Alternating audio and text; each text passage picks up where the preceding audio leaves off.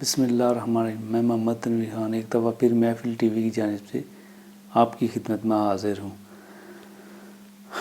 آج میں آپ کو یرکان کے بارے میں کچھ ٹوٹکے اور آسان گھریلو علاج بتانے آیا ہوں، جو کہ یرکان چونکہ ہر 100 میں سے 10 بندوں کو تقریباً یہ بیماری لاحق ہو ہی جاتی ہے کسی نہ کسی وجہ سے، تو یہ آپ کی بیماری کو دور کرنے میں انشاءاللہ یہ ٹوٹکے یا نسخے انتہائی اہم ہوں گے اور آپ کو ان ٹوٹکوں سے کافی فائدہ ہوگا۔ تو چلیں آپ کو پہلا ٹوٹکا بتاتا ہوں۔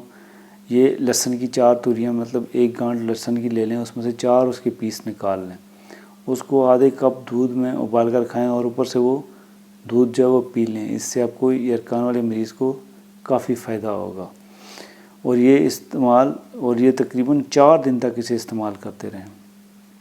اسی طرح ایک کریلا پانی میں پیس کر صبح و شام چند دن تک پئیں، اس سے بھی یرکان والے مریض کو کافی فائدہ ہوتا ہے اور اس کی بیماری میں کافی فرق پڑے گا۔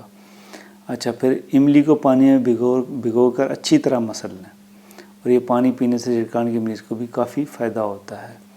اچھا، اس کے علاوہ آپ ایک گاجر کا کھانا، گاجر کا رس پینا، گاجر کا سوپ بنا کر پینا اور گاجر کا کاڑھا، یہ یرکان کے لیے قدرتی دوا کے طور پر کام کرتا ہے اور اس کے اوپر بہت اثر انداز ہوتا ہے، جس سے تقریباً یرکان ختم ہو جاتا ہے۔ اس کے علاوہ مولی کے پتوں کا رس بقدر 125 گرام 30 گرام چینی ملا کر روزانہ پئیں، یعنی کہ مولی کا رس نکالیں اور اس میں 125 گرام مولی کا رس نکالیں، اس میں 30 گرام چینی ملا کر روزانہ پئیں۔ اس سے یہ یرکان میں کافی آپ کے لیے مفید ثابت ہوگی۔ شہد کا 1 چمچ دن میں 3 بار 1 گلاس پانی میں ملا کر، شہد کا 1 چمچ دن میں 3 بار گلاس پانی میں ملا کر پئیں۔ اس سے بھی انشاءاللہ آپ کو یرکان کے مریض کو کافی فائدہ ہوگا۔ اور یہ تھی آپ کے لیے آج کے ٹوٹکے یا نسخہ، چھوٹے سے نسخے۔